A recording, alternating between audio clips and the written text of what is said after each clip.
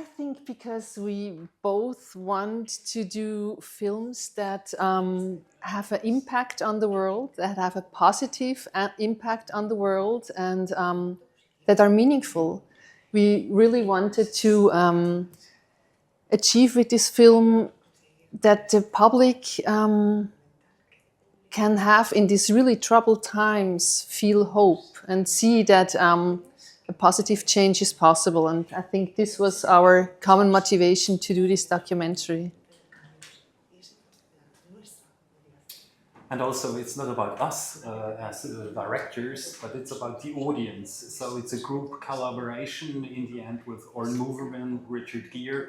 So we all have one goal to do the maximum out of his messages in a secular way, so that also in a Catholic context, you can be inspired by the Buddhist-driven but very human messages His Holiness has for every human being that wants to improve him or herself or make the world a better place. A mí me impresiona mucho el archivo que tenéis de imágenes del Tíbet, de China. ¿Todo eso ha sido fácil, tener los derechos, verdad? So I was quite impressed by the archival footage you were using, both from Tibet, from China. Was it difficult to achieve the rights or to get the rights for this footage?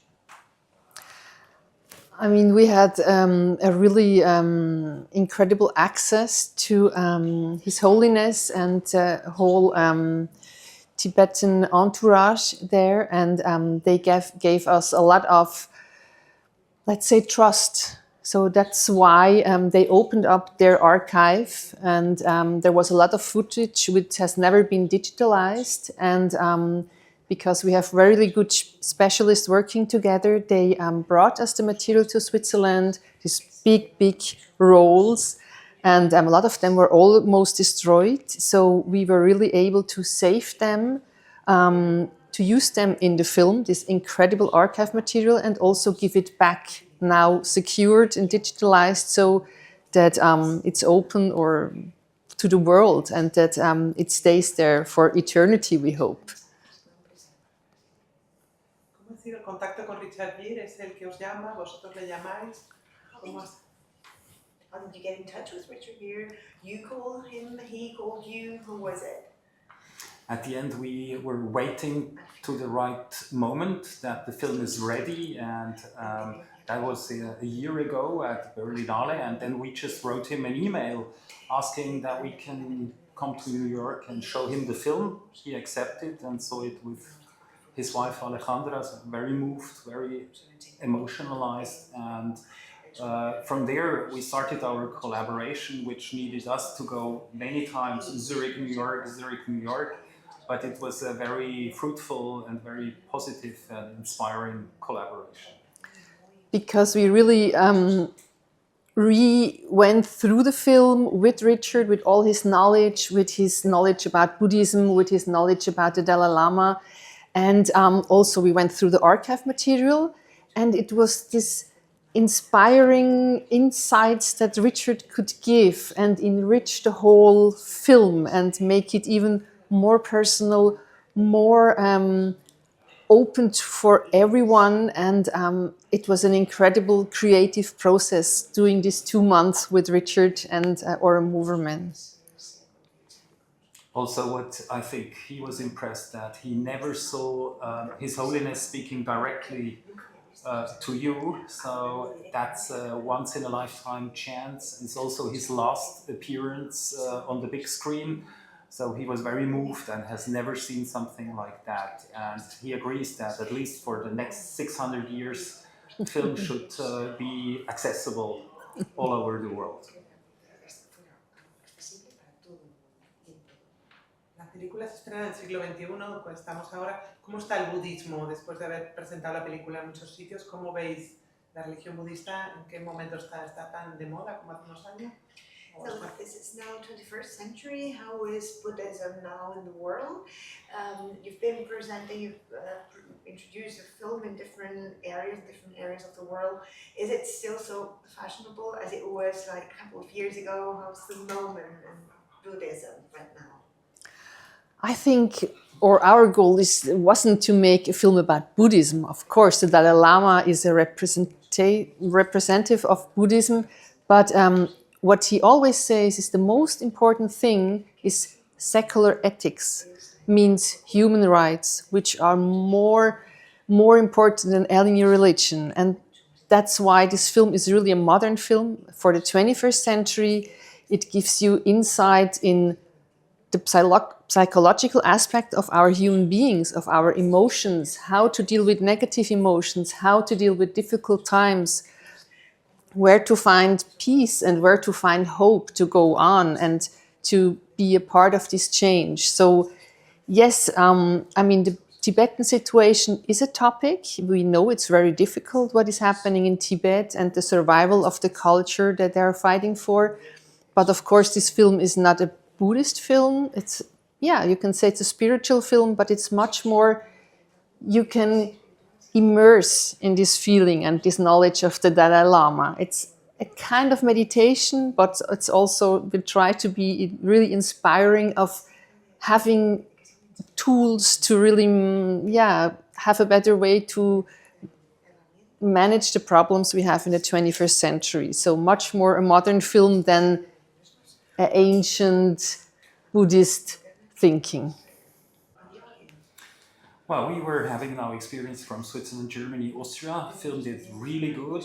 After 6 months, it's still in theaters. It's the best documentary Swiss documentary since years. So we are very, very happy and reached many, many people.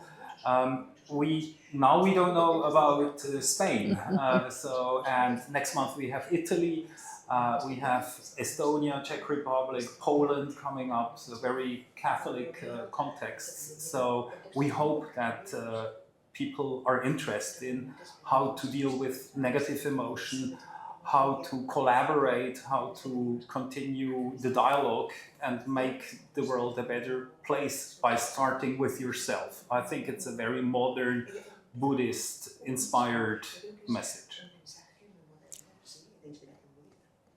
And we can say, I mean, we heard from many people who went 5 to 10 times to rewatch the movie because they say in the moment they enter the cinema and they watch Sabiduría, felicidad, they feel so calm, they feel so full of hope and joy, and they wanted to really have this feeling over and over again. And a lot of people say there are so many messages you can take to your daily life and integrate them in your routine, in your family life, in your personal life, that they are so inspired to go again and take as much from this ancient knowledge which the Dalai Lama brings to our modern world, that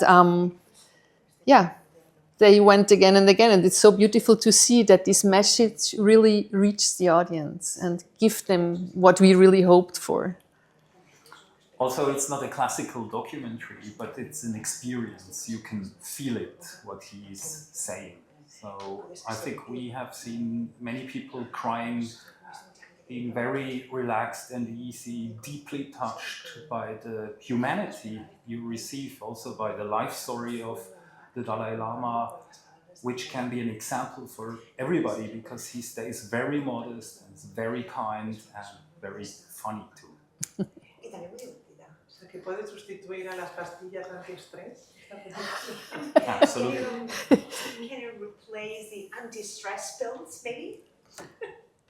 We think so. I mean, what people say as a reaction, it looks like that it could really help to overcome a lot of difficulties and a lot of anxieties also. And give this feeling of, okay, I'm not hopeless, I'm not alone. We are a lot of people, and living in solidarity with others is not a weakness, but it's extremely strengthness. And it brings us joy and security also in life to see, there is a future and we can be part of it and we can enjoy life, also if it's sometimes difficult.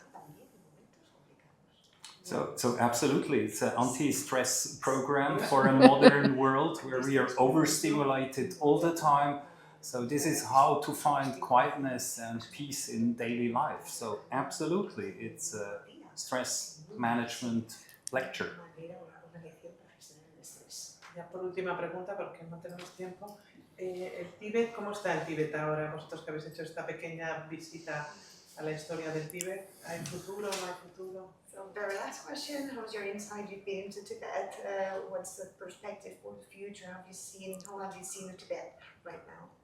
I mean, we were not able to go to Tibet. We just went to Dharamsala and this part, which is the other side of the Himalaya.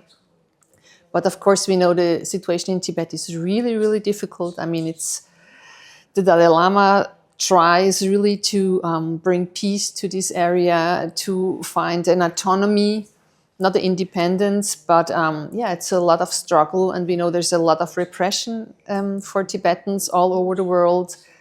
And we really hope that this movie also helps, also if it's not a political movie, but to create more awareness what is happening in this country, and that it's so important for all of us that this culture can survive and it's not repressed, and that it stays for eternity, because it has so much knowledge to help us in our daily normal 21st century life.